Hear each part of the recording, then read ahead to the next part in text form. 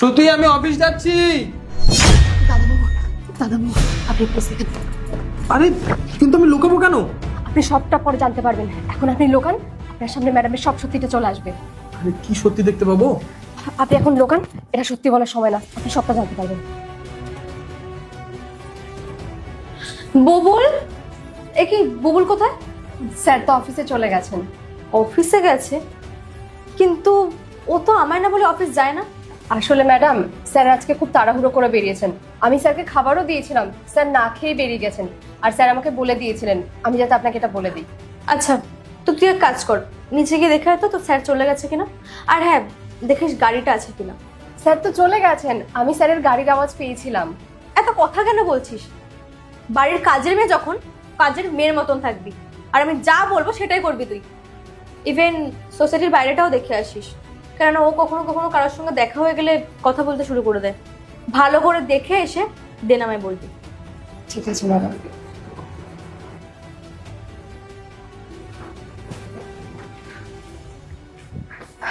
Madam, sir নিচে নেই, অফিসে চলে গেছেন।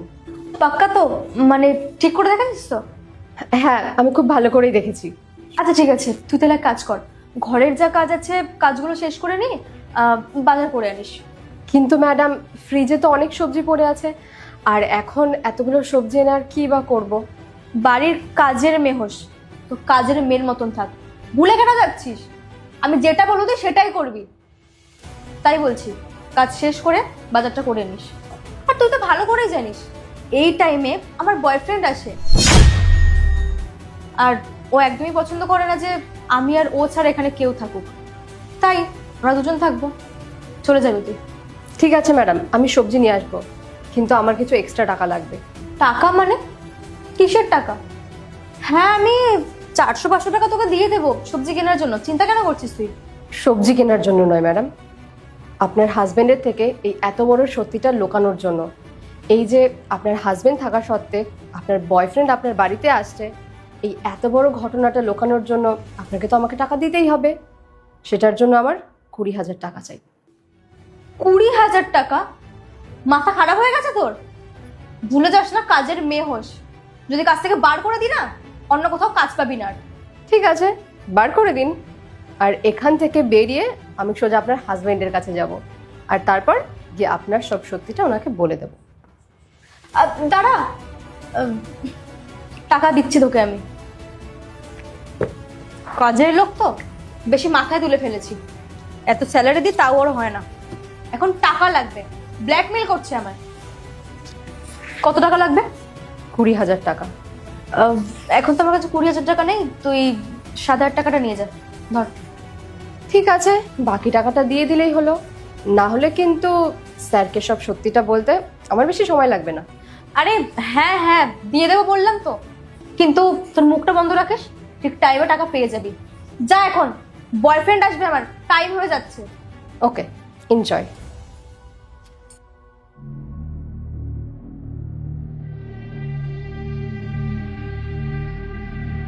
হ্যালো বেবি, কোথায় তুমি? আরে তাড়াতাড়ি আসো না। তুমি তো ভালো করেই জানো যে এই টাইমে আমার হাজবেন্ড বেরিয়ে যায়, ও থাকে না, তাহলে তো লেট কেন করছো? দেখো, আমার যে কাজের মেয়েটা আছে না, মাথাটা পুরো খেয়ে নিয়েছে আমার, ভালো লাগছে না, মুডটা ঠিক নেই। তুমি চলে আসো, আর তুমি চলে আসলে তো আমার মুডটাও ঠিক হয়ে যাবে। তাই বলছি, তোমাকে অনেক মিস করছি, প্লিজ তাড়াতাড়ি আসো না। আরে এত চিন্তা কেন করছো? আমি 1 বছর ধরে আমার হাজবেন্ডকে ধোকা দিচ্ছি, ও কিছুই বুঝতে পারিনি, তো এখন কি করে বুঝবে? রিল্যাক্স, কিচ্ছু হবে না, আমার উপরে ছেড়ে দাও না। তুমি শুধু তাড়াতাড়ি চলে এসো। আর তাছাড়াও আমি ওকে যা বলি ও আমার সব কথা বিশ্বাস করে। আমি না ওকে পুরো পাগল করে রেখে দিয়েছি। হ্যাঁ, এতদিন আমাকে পাগল বানিয়ে রেখেছিলে, কিন্তু এখন আর হচ্ছি না আমি। তুমি এখানে? না মানে তুমি তো অফিস চলে গেছিলে। ওসব ছাড়ো, আগে তুমি এটা বলো যে তুমি আমার পেট পিছনে বয়ফ্রেন্ড ডেকেছো। বয়ফ্রেন্ড? কে বয়ফ্রেন্ড? বয়ফ্রেন্ড কোথা থেকে আসবে? কি জাতা কথা বলছো তুমি? হ্যাঁ শ্রুতি, আর নাটক করো না। আমি পর্দার পিছনে থেকে সবকিছু শুনেছি, কিভাবে তুমি কাজের মেয়েকে বলছিলে নিচে গিয়ে দেখে আসার জন্য যে আমি অফিসে চলে গেছি না, এবং ওকে ঘুষ দিচ্ছিলে তুমি। সবকিছু আমি নিজে চোখে দেখেছি। তোর নাটক করা বন্ধ করো। আরে তোমার কোথাও ভুল হচ্ছে। আমার বয়ফ্রেন্ড কোথা থেকে আসবে? আর আমি তো তোমায় ভালোবাসি, তাই না? আমার না মনে হচ্ছে তোমার কোনো একটা মিসআন্ডারস্ট্যান্ডিং হচ্ছে। মিসআন্ডারস্ট্যান্ডিং তোমার হয়েছে। তুমি হয়তো ভাবছো যে তোমার স্বামী কিছুই জানে না, আর আমি সব কিছু জেনে গেছি। তুমি কিভাবে আমার পিছনে ষড়যন্ত্র করছো, কিভাবে আমার পিছনে সব কিছু চালাচ্ছ, আমি সব কিছু নিজের চোখে দেখেছি। তো নাটকটা বন্ধ করো। দেখো, আমাদের বিয়ে হয়েছে কিন্তু অনেক দিন হয়ে গেছে। আর যখন আমি তোমার ওয়াইফ, তো আমাকে নিশ্চয়ই তুমি বিশ্বাস করবে, তাই না? আমি যখন বলছি আমার বয়ফ্রেন্ড নেই, তার মানে নেই। আরে কিভাবে বিশ্বাস করবো তোমাকে, যখন আমি নিজে চোখে সবকিছু দেখছি? এরপরে তোমাকে কিভাবে বিশ্বাস করবো আমি? তোমার প্রতি নেই আমার এতটুকু ট্রাস্ট নেই যে আমার পিছনে বয়ফ্রেন্ড রাখতে পারে। আরে কি করিনি তোমার জন্য আমি? আরে আমি কি চাইলে অন্য সম্পর্ক রাখতে পারি না? আমার কি মেয়ের অভাব আছে? কিন্তু তারপরেও আমি তোমার জন্য সবকিছু করি। আমি তোমাকে ভালোবাসি, আমি তোমার উপর বিশ্বাস করে আছি। সারা জীবন যা কিছু করছি আজকে তোমার জন্য করছি, তোমার জীবনের সব সুখ দিচ্ছি। তারপরে তুমি আমার পিছনে ছি, কিভাবে করতে পারছো এগুলো শ্রুতি? আচ্ছা ঠিক আছে, তুমি আমার কথাটা শোনো। কিচ্ছু শোনার নেই আমার শ্রুতি, যা দেখার আমি দেখে নিয়েছি। আরে এগুলো সব মিথ্যা ছিল, কথাটা তো শোনো। টেস্ট নিচ্ছিলে? কিসের টেস্ট? এখন ধরা পড়ে গেছে বলে এখন এসব নাটক সাজাচ্ছে নতুন করে ফের। আর আমি বোকা হচ্ছি না, ঠিক আছে? অনেক পাগল বানিয়েছো আমাকে। আমি জানি তুমি আমি এই সিচুয়েশনে দাঁড়িয়ে ট্রাস্ট করতে পারবে না। এক মিনিট দাঁড়াও। মেঘা, মেঘা। হ্যাঁ ম্যাডাম। তুই তো স্যারকে এটা বলে দে যে এটা সম্পূর্ণ আমাদের একটা প্ল্যান ছিল, আর আমরা তো স্যারের টেস্ট নিচ্ছিলাম। আরে কিচ্ছু বলতে হবে না, আমি সবই জানি। মেঘা, তুমি তো আমাকে লুকিয়ে দিয়েছিলে না? তুমি তো বলেছিলে না যে ম্যামের কোথাও অ্যাফেয়ার চলছে, ম্যাম আমার পিছনে অনেক ভুল কাজ করছে? তুমি তো সবকিছু জানো, আর তোমাকে তো মুখ বন্ধ করার জন্য টাকা দিচ্ছিল না? তো সত্যিটা বলো না সব।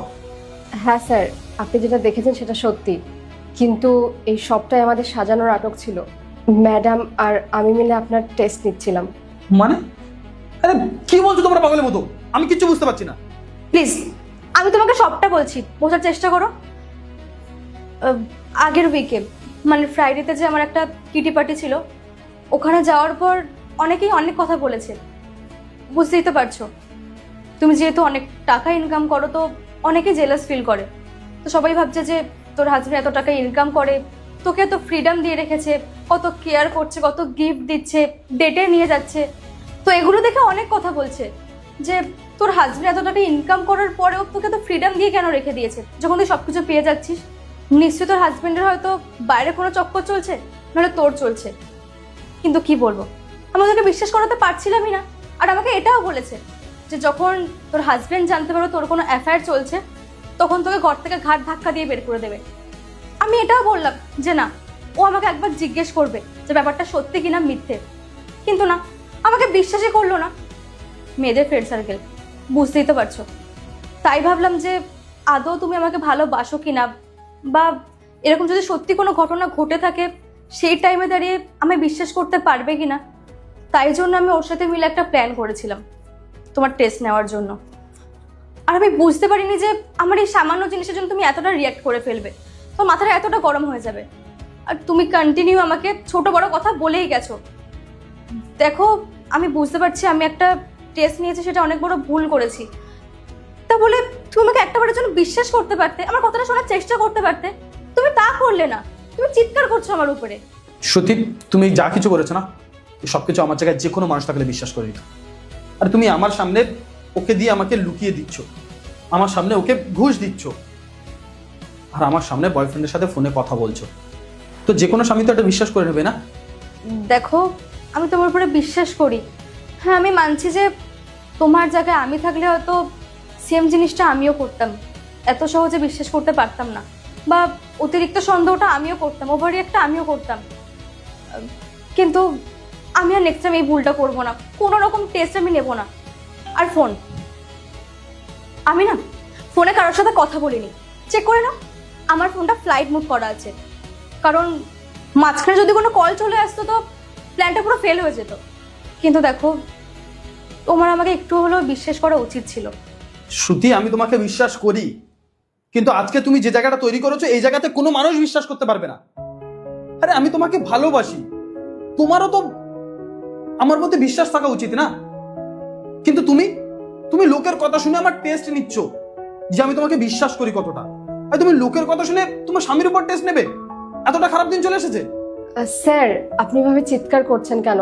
ম্যাডাম তো অত বড় কিছু করেননি যেভাবে আপনি ম্যাডামকে বকাবকি করছেন। আচ্ছা, একটা কথা বলো তো মেঘা, তুমি কখনো তোমার স্বামীর উপর এভাবে টেস্ট নিয়েছো? না স্যার, কেন নেব? আমি আমার হাজবেন্ডকে বিশ্বাস করি। তাহলে তোমার তো তোমার স্বামীর উপর ভরসা আছে না? তো ওরও তো আমার উপর ভরসা থাকা উচিত, তাই না? কিন্তু তা না করে ও লোকের কথা শুনে, বাইরে মানুষের কথা শুনে ও আমাকে টেস্ট নিচ্ছে, যে মানুষটা ওর জন্য সবকিছু করে। আচ্ছা ঠিক আছে, আই এম সো সরি। আমি যা ভুলটা করেছি এটা নেক্সট টাইম আর কখনো হবে না। তুমি প্লিজ আমায় এবারের মতো ক্ষমা করে দাও।